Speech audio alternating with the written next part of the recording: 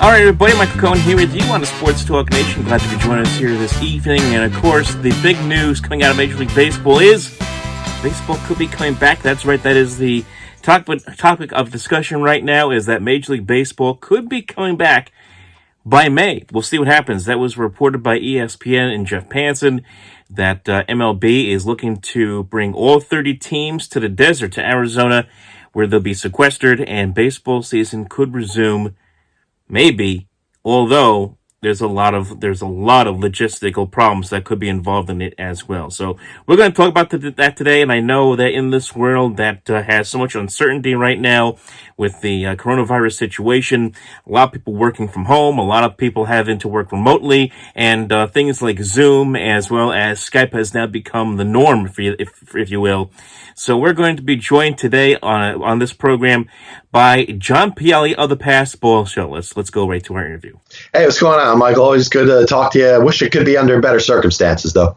I really do. I agree with you. I mean, this has just been one of the weirdest times we've ever gone through. I mean, before we get into it, I mean, how's it been for you coping with this situation right now? I'll tell you. I mean, it's naturally gonna bring you down. You feel naturally restricted to be able to do simple things that we go and we live our life with. And, I've mentioned on my show, talk about how sports have always provided a sanctuary to keep people away. Maybe people that have some things not going on well in their lives, or people that are going through some ups and downs, can always turn to sports to be able to just temporarily forget about things that kind of are bringing them down.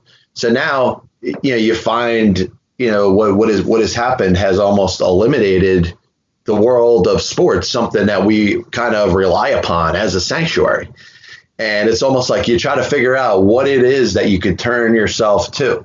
I keep all of that, in the proper context, understanding that, hey, things might be a little rough for me. I may not be happy with the way things are, but it could be a lot worse for a lot of different people. So, I'm hoping that for the best for everybody, but I always try to keep everything in the most proper context. Been a whirlwind of things that nobody ever expected. Never did we think we'd be living in a world where, you're afraid to basically go outside the door because you just don't know what's going to be out there waiting for you. All we have to do is try to be vigilant. If you have to go into work, you have to go into work. If you have to do it, obviously through at home, which a lot of people are doing, you do it that way. It's been so strange, and I don't know when we're going to get out of this. I hope it's soon, but I just really don't know when it's going to get somewhat back to normal. And even when we get back to quote unquote normal, who knows what that's going to even be like, for that matter. It's hard to fathom. And now, of course, this affects the baseball season. As we all know, it's affected all the sports, for that matter. The NBA and the NHL have been postponed for the interim. They're talking about coming back at some point this summer, but now there's a good chance that neither sport comes back to finish their seasons this year. The NFL draft, of course, will happen, but it'll happen virtually. Everyone's going to be basically on Zoom to make their picks or whatever. That's going to be intriguing in itself, especially if teams lose their internet connection. That'd be hilarious. It'll be the Jets who probably lose their internet connection of anybody. But and then we have Major League Baseball with the announcement. The news came out from ESPN and Jeff Passan that all 30 Major League teams, and the plan is this at the interim anyway, to move all 30 teams to Arizona. They have 10 facilities there that are in the Phoenix area. Of course, they have Chase Field as well as Arizona State's baseball field as well to use. And they would play the rest of the regular season from May all the way through the end of the season in Arizona. And there's so many logistical issues involved in that. We're going to get into that discussion right now, John. But, when I heard the news initially yesterday, my thought was why just Arizona? And, of course, the obvious answer being that they have to suppress the players and coaches teams in one spot. But, what does this mean as far as, like, broadcasting games and running the games? There's so many different parts that go into a Major League Baseball game, just one game for that matter, and to have that now all consolidated, 15 games every day in one spot, that's going to be very, very difficult. It's hard to fathom it working right now. Well, I can think of so many things that can be questioned about it. Yeah. I mean, starting with the whole people thing. If we're going to have this mandate that, or maybe not a mandate, but a suggestion that we're supposed to keep a certain distance from each other. What makes everybody in the baseball community so immune to this virus? What makes them any more special than anybody else in the country? If, let's say, hypothetically, two 26-man rosters, the coaching staff, the front office, the umpires, let's say whoever is allowed in a stadium can make a contingent of 100, maybe probably closer to 100 than 200 people that are going to be in a stadium at a time as a game is happening.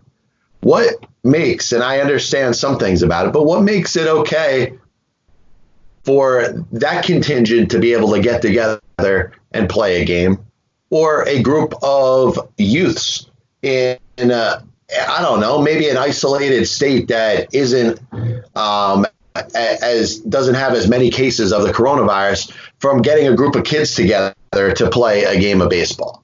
I mean, I love the sport of Major League Baseball. I live, eat, breathe, and sleep it. But I'm having a hard time understanding how we're going to have a different set of rules in one little area of the country so some game could be played and have the rest of the country essentially on lockdown. Yeah, that doesn't make sense. Also, keep in mind, you have all these other teams, with the exception of the Diamondbacks and I guess whichever teams are still in Arizona in spring training. You're going to have a bunch of teams flying or in cases on the East Coast cross country just to get to Arizona. So how are you going to figure that out? You gotta keep your players distant, your personnel. You're going to have trainers. I would assume you're going to have media people, media staff, media relations staff on the plane as well. Everyone's got to be distance themselves on the plane. Then you got to have, I would imagine, you're going to have local media, right? You're going to have newspapers, bloggers. I would imagine, maybe, I'm not sure how this is going to work out. Maybe even local TV broadcasters coming in as well at some point.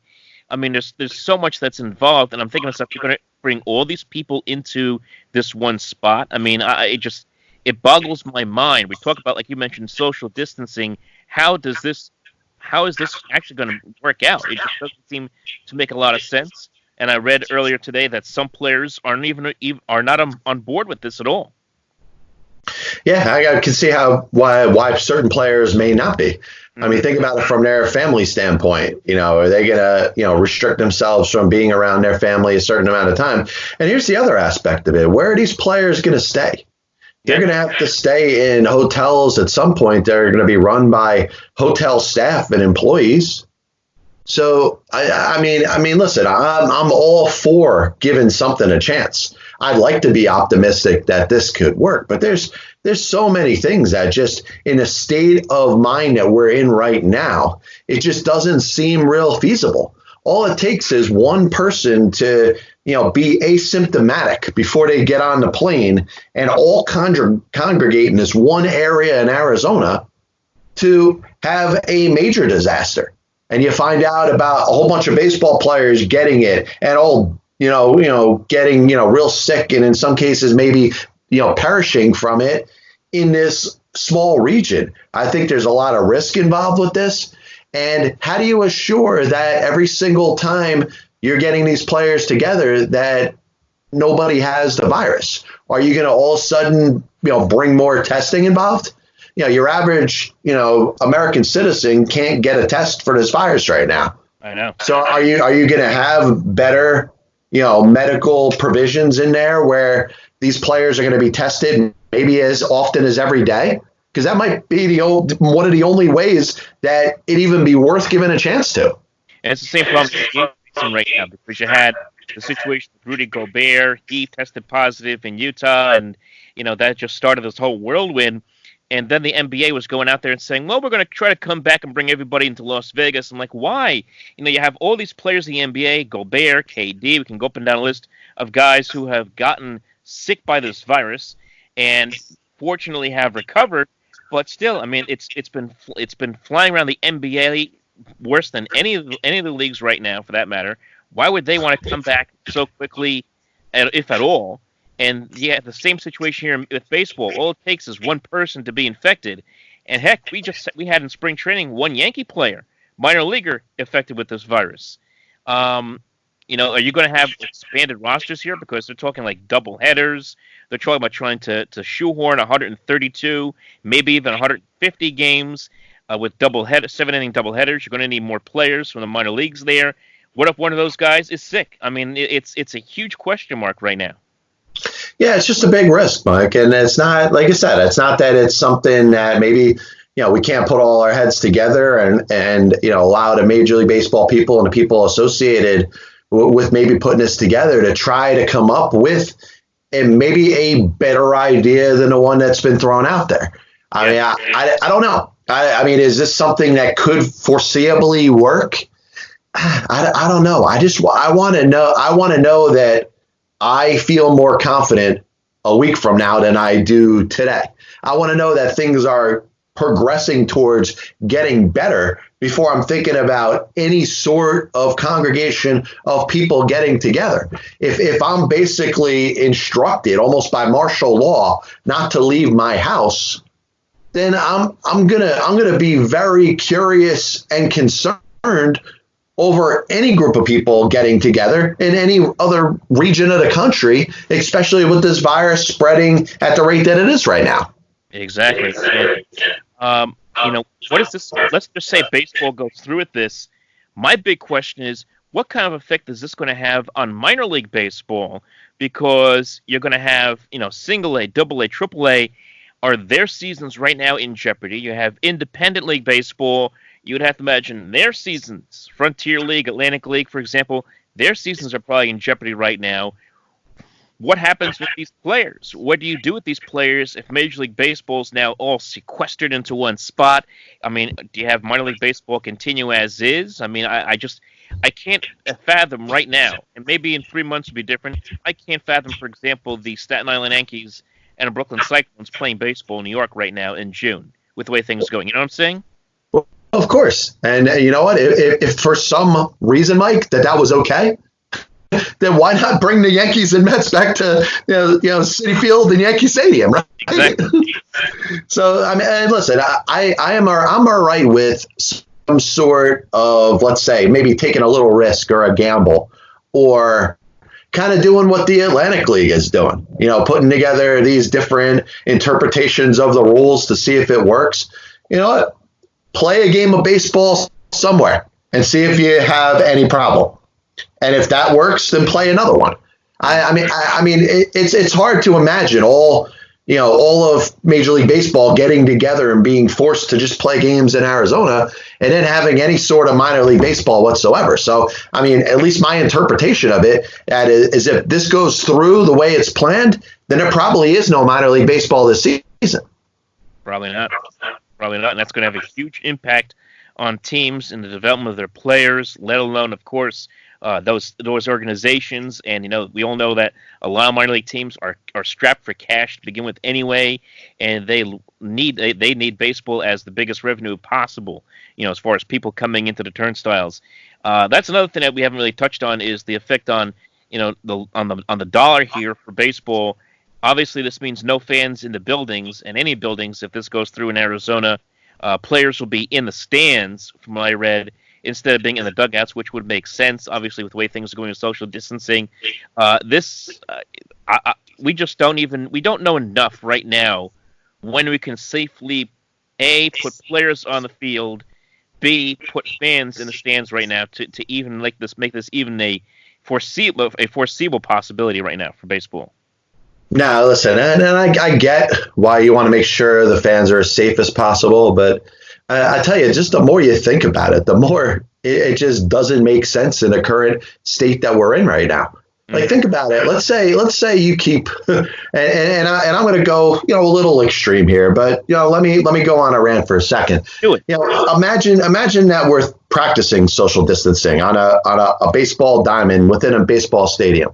You're keeping the players 6 feet apart from each other. The coaches are 6 feet apart from each other. The players on the home team go out to the field. They take their positions all a certain distance away from each other.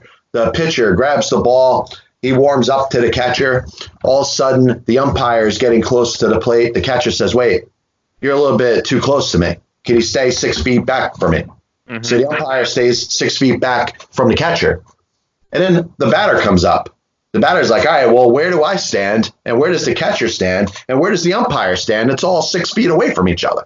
So now, granted, that's extreme. That's obviously me being a little bit of a jerk now. But, why are we going to have double standards where certain people it's okay to be close to because it's within the confines of the rules of a baseball game? But if I happen to be working at the stadium staff in that same stadium, that I got to make sure that I'm 6 feet away from anybody else. That's the only thing I can answer with that is that brings in the robotic umpire situation that the Atlantic League's been playing around with. That would be the only answer. And I know that's not going to make a lot of managers happy in Major League Baseball to hear that, but that would potentially come into play, I would imagine. Yeah, I can just imagine Billy Martin, kicking dirt on the computer. T1000, what? That won't end well for Billy Martin. I'll just say that. Oh my goodness. I don't know, man. I mean, to me, let's just talk about how we think this could be resolved. To me, I want to see baseball come back. I want to have baseball season.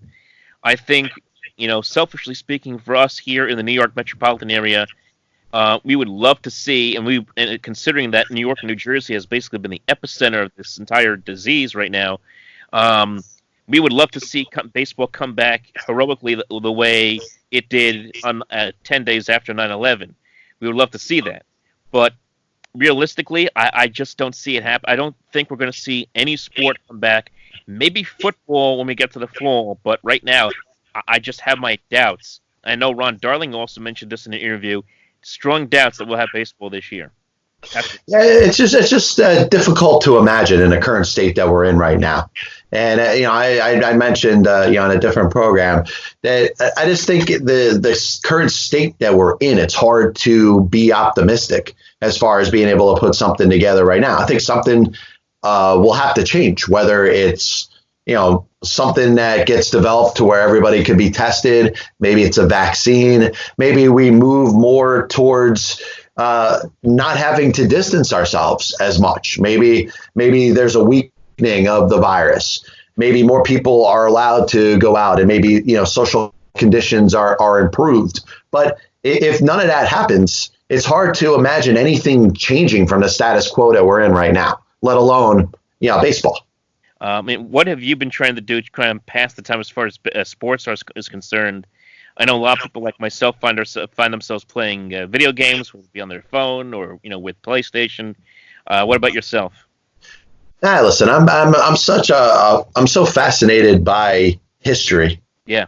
And what I've trying to research over the last couple weeks is what has happened. Number one in this country, and number two in the world of sports that can most relate to what we're going through right now. And I came up with a couple things. You can think of your average player strike, which from a certain aspect will insult or bother the fans. You can think of the two world wars that we've country has lived through, with players going off to war, the game being stopped, but FDR, 1942 saying that the season's going to go on. The people of the country need to see baseball. They need something to enjoy to keep their minds off of what's going on. And it's almost like we look for it right now, and we're just looking for that hope. And hopefully there's something to this ESPN report. Maybe there's it's a start of moving ourselves towards something that we could kind of get ourselves back together. But I just find what we're going through, not just in the world of sports, but in life, something that is really hard to compare to anything else that's ever happened before. Yeah, it really is, because it feels like there's no end game to this. And I remember, for myself, and I know you can relate to this as well, but after 9/11, that one whole week where we had nothing going on, football was canceled, baseball was postponed. That one whole week felt like an eternity, Yeah. And then here we are 19 years later. I don't want to compare the magnitude, obviously, of that situation to this, but it's just the idea of waiting and wondering and being almost afraid of what's going to happen next. And you're sitting there wondering when's the next ball going to drop here. When are things going to turn around? And we don't know when it's going to turn around. Either way, this is going to have a major effect forever. Much the way 9/11 did with sports, because now we have to get checked. We have to have everything screened just to get into the ballpark, and it takes an extra few minutes. It's a little bit of an inconvenience, but we do it anyway. You have to check your bags, check your wallet, whatever. Make sure that there's nothing metal on you at all, and you go into the building. Now with this, I don't know what's going to happen as far as social distancing or screening or what trying to get people back into the ballpark. I assume by 2021, it's going to be fast. It's going to be fascinating to see. It's going to be a huge effect. Yeah, I tell you, it's great to go back to like the ghost of Christmas past per se. Yeah. And let's say, something like 9/11, as horrific as it was, there became some sort of resolution, right? We got back to life. We started to live again.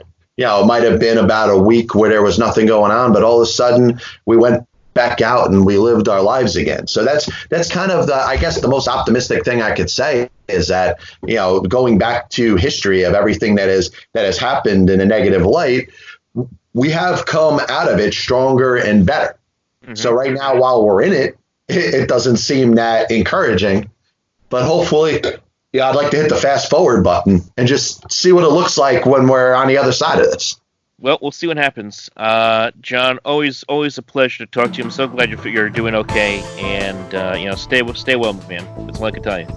Yeah, thanks a lot, Mike. Always a pleasure to talk with you, and hopefully next time we could be breaking down some upcoming Major League Baseball team seasons. Absolutely, man. That sounds like a plan.